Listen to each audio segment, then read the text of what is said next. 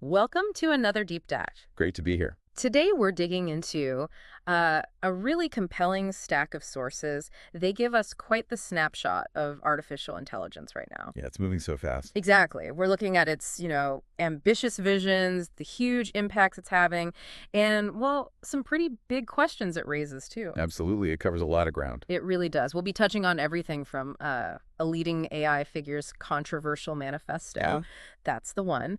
And then the surprising realities of the job market, which seem a bit different. hmm Then there's how AI is just dominating content creation on YouTube, some amazing breakthroughs in drug development. The healthcare angle is huge. Totally. And we'll even get into the sort of personalities AI shows in games, plus a really significant ethical issue that's popped up in academic publishing. Right? That's a tricky one. So our mission today, basically, is to pull out the key nuggets, try to connect the dots between all these different threads. Make sense of it all.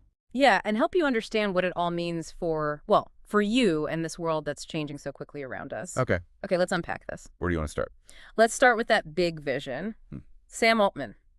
He published this thing on July 4th. People are calling it a patriotic manifesto on techno-capitalism. Mhm. What's the core message there? Yeah, it's interesting. What really stands out is his deep optimism. He genuinely seems to believe technology will make everyone richer. He uses this phrase, everyone is on a rising elevator. A rising elevator. Okay. Right. He's all in on this idea of techno-capitalism. Mhm. So encourage people to make tons of money, sure, but then find ways to distribute that wealth, share the cumulative magic of capitalism, as he puts it. Mhm. He even says pretty explicitly, you can't sustain it for very long if you lift the bottom without lifting the top. Okay, what does that actually mean, though? Is he just talking about CEOs? Well, according to the sources, no, not just the top brass. It's about lifting the level for employees in, every field, every category, making sure the base rises with the top so that gap doesn't just keep widening. Right. Okay, got it. And he sees the American miracle as, pretty unique. He thinks innovation, entrepreneurship. Yeah. That's the key, not so much government getting involved. Interesting. Which it kind of raises a question, doesn't it? Why does he make such a point of saying he's politically homeless? Yeah. He prefers candidates talking about how everyone can get what billionaires have rather than, say, getting rid of billionaires. Yeah, that positioning is notable. And here's where it gets really interesting for us, looking at the sources. Go ahead. Apparently, there's a suggestion his manifesto might have been partly written by an AI. Get out. Yeah. Really? Yeah. The source points to a missing hyphen. Just one missing hyphen as this little telltale sign. Maybe he used his own company's AI, OpenAI's tech. Could be deliberate marketing, maybe just a slip. Who knows? Huh. That's quite a detail. Yep. A missing hyphen. But okay, let's take that grand vision, that rising elevator, and sort of put it next to what's actually happening in the U.S. job market right now, because our sources highlight a surprising slowdown. It doesn't quite match the hype we sometimes hear. Yeah, that's a really important connection to make. Altman's vision is, aspirational, definitely looking long-term, but the immediate job data, Right. it paints a pretty contrasting picture. How so? We're seeing big names like Microsoft doing layoffs or really hitting the brakes on hiring new people. Right. There was an Axios piece that noted the U.S. job market is really only hiring in 2 specific areas right now. Yeah. Everywhere else, pretty stagnant. 2 areas. Which ones? We'll get to that, but the market feels kind of split. Yeah. If you have a job, you're probably keeping it. But if you don't have one, Yeah. finding new work is tough. So new hiring is slow. Very slow. Yeah. Levels we haven't seen since before the pandemic hit. Wow. But didn't they say job numbers were up in June? I thought I saw a headline. Yeah, that's the surprising part. 147,000 jobs added in June. Sounds good, right? But, and this is key, our sources dig into that number. 85% of that growth, it was only in education and healthcare. 85%. Just 2 sectors. Exactly. Almost no real movement anywhere else. Okay, that context changes things. It really does. And unemployment claims, they've hit their highest levels since 2021. Oof. Which suggests that when people do lose their jobs, they're staying unemployed for longer. So yeah, layoffs might be relatively low overall, but new hiring is weak. It makes it a really challenging time, especially if you're just graduating or you're out of work. So back to Sam Altman's rising elevator. What does this all mean for that idea? Is everyone really on it, or is the ride looking maybe a bit bumpy for quite a few people? Well, based on this data, it feels like Altman's elevator, while maybe a nice idea for the future, is kind of stalling, or maybe even going down for a big chunk of the workforce right now. Hmm. It definitely highlights a bit of a disconnect, doesn't it, between these grand tech visions and the economic reality people are facing day to day. Yeah, that's a stark contrast. Okay, so while the economy's got this uncertainty, let's shift gears. Because there's one area where AI's impact seems, well, almost explosively positive, at least for some individuals. Yeah, content creation, Oh, yeah. especially on YouTube. What's happening there is, frankly, kind of mind-blowing. It really is striking. You see how fast AI is going from just being this, like, novelty Right, a toy. to a genuine creator powerhouse. I mean, look Huh. at CJ E&M, the studio behind Snowpiercer, Parasite. Big name, yeah. They produce a 60-minute animated series that's, 32-minute episodes, and it was 100% AI generated. 100%. How was it? Sources said it was cute and very well done. Huh, okay. And it's not just the big players. Get this?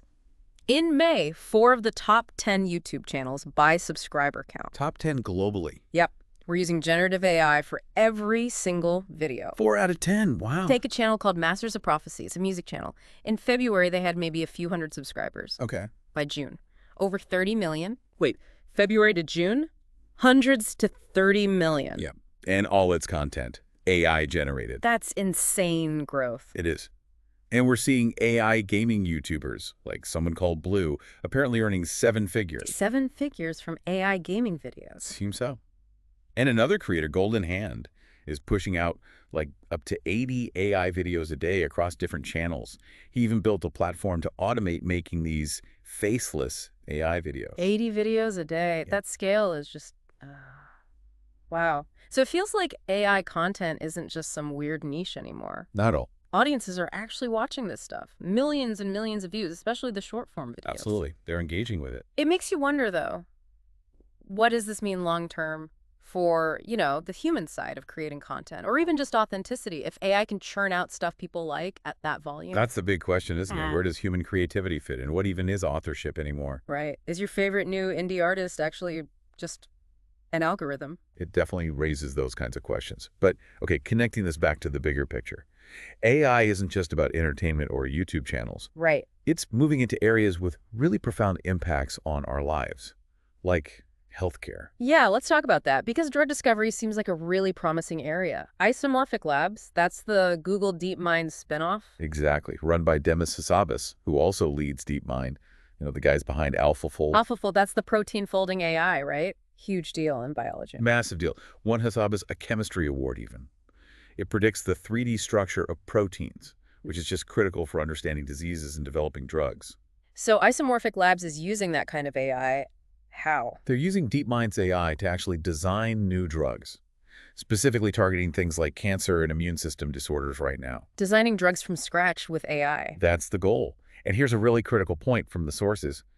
They are getting ready to start their first human clinical trials for these AI-designed drugs. Whoa, okay. Human trials. That feels like a major milestone. It's monumental. It suggests AI could make drug design way faster, maybe cheaper too. And it opens the door to truly personalized medicine.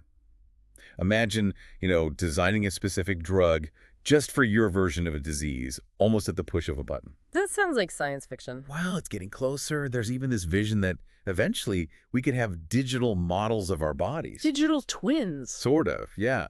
And clinical trials could happen virtually inside a computer without needing physical human testing, or at least reducing it significantly. It would be revolutionary. For sure. And Isomorphic, they've already partnered with huge pharma companies like Novartis and Eli Lilly. They secure big investments. The industry clearly sees the potential here. Okay, so AI is changing entertainment, it's changing healthcare, it feels like it's changing everything, even just how we find information. Definitely. Which brings us to Google Search. Let's talk about those AR overviews they've rolled out. Right. Google AI overviews. So the idea is you get an AI-generated summary right at the top of your search results. Saves you clicking links, I guess. That seems to be the idea for the user. Provide quicker answers. And premium users can apparently interact more, ask follow-up questions, get answers directly from the AI. Google says it's about a richer, more conversational search. But there's always a but, isn't there? Well, yeah. This raises a really important question, especially for independent content creators, publishers, websites. Because people aren't clicking through anymore. Potentially, yes. In the EU, there's already been an antitrust complaint filed by independent publishers. Oh, really? Yeah, they argue these AI summaries are basically cutting off their traffic and therefore their revenue. Yeah. If users get the answer from Google's AI summary, They never visit the original site. exactly, which could turn all these independent websites into just, well, data feeds for Google's AI models without getting the visitors they rely on. That feels like a fundamental shift. It really challenges the whole online publishing ecosystem, doesn't it? How content gets valued and paid for. Absolutely, it's a huge deal. But okay, let's go even deeper. Not just how AI finds information, but how it thinks. Strategically, I mean. Ah, the strategic side. Yeah, our sources detail this fascinating study. They had AI models play the classic prisoner's dilemma game. Oh, this is really cool. Yeah, researchers tested models from OpenAI, Google Gemini, and Anthropic. They played something like 140,000 rounds of the prisoner's dilemma. That's a lot of rounds. Cooperate or betray, right? Exactly. But what's really insightful, before every decision, the AIs had to provide a written justification, like why they were choosing to cooperate or betray. They even analyzed their opponent's patterns, considered the probability of the game ending soon. So they were actually reasoning through it. Seemed like it. Yeah. And the results, they showed these distinct personalities. Personalities in AI. Well, kind of. Listen to this. Google Gemini. It came across as the most, let's say, cunning, adaptable. It would cooperate if the game looked like it would go on for a while. But if it sensed the end was near, or if its opponent betrayed it twice, boom, betrayal. Very focused on short-term gains, and it actually got the highest score, survived the longest. Interesting. The strategist. What about OpenAI? OpenAI models, they were more benevolent, trusting. They often kept cooperating even after being betrayed, sort of hoping for a good long-term outcome. Oh, the optimist. Did that work? Not always. That optimism often made them, well, vulnerable, easily exploited. Ah, and Anthropic's Claude. Anthropic's Claude. This one was the most forgiving, peaceful even. It kept cooperating even when exploited. And if it betrayed someone, it would actually try to make amends later, show this sort of apologetic nature. Apologetic AI. Apparently. And despite being forgiving, it actually performed pretty well. Earned respect from the other AIs, the researchers noted. Wow. Okay, so what does this all actually mean? These AIs weren't just following simple rules. They were strategizing, remembering past moves, thinking ahead, almost like humans do in that game. That's what it looks like. Complex strategic reasoning. Right. It has huge implications, right? How AI could be used in complex social situations, negotiations, trade, maybe even education or healthcare interactions. It definitely pushes that conversation forward, doesn't it? About artificial general intelligence, AGI, matching human abilities. Or even ASI, artificial superintelligence. Exactly, Yeah. where it surpasses us. A lot of people think AI is already better than humans in many specific fields. It does seem that way sometimes. But this kind of strategic thinking can also have a dark side, right? Serious ethical issues. And our sources uncovered something pretty concerning here. A big scandal, they called it, involving hidden AI commands. Ah, yes. This is really problematic. It raises huge questions about oversight, doesn't it? What happened exactly? So a new report found these AI tools. Well, they found hidden commands embedded inside research papers. Hidden commands Yeah. in research papers. Yeah, from 14 different universities across 8 countries, including some really prestigious places like Columbia, KAIST in Korea, Peking University in China. What were these commands supposed to do? They were invisible instructions, basically telling AI systems, presumably peer review AIs or analysis tools, to write positive comments about the paper or to specifically avoid negative ones. Wait, manipulating the review process using hidden text. That's exactly what it looks like. They found these commands in 17 different articles published on arXiv, that big preprint server. That's deeply problematic. It undermines the whole peer review system. It's the cornerstone of scientific integrity, right? KAIST, for instance, put out a statement saying they were totally unaware and they're now creating new rules about this. I should hope so. But it highlights this critical ethical loophole, a real lack of oversight when AI isn't just used for, say, drafting help, but for outright manipulation. And it seems designed to target maybe lazy reviewers who might be using AI themselves to summarize or assess papers. Wow. It really drives home the need for, I don't know, like AI police or something. Robust oversight bodies, clear rules in every field to make sure AI develops healthily and isn't used to cheat the system. Absolutely. We need those guardrails. Urgently. Okay. Wow, what a deep dive that We was. covered a lot of ground. We really did. We went from Sam Altman's, soaring techno-capitalist vision, The rising elevator. right, down to the much more nuanced reality of the job market. We saw AI just explode across content creation on With YouTube. 30 million subscribers. Yeah. And then enter the human body, potentially, with these revolutionary drug discoveries. Huge potential there. Then we explored how AI thinks strategically in games, the different The personalities, cunning, the trusting, the forgiving. and landed on that ethical tightrope we're walking. Things like Google AI overviews, changing publishing, and that really troubling discovery of hidden AI commands trying to game academic review. Yeah, when you lay it all out like that. What really stands out to you from all this? I think it's just the sheer speed.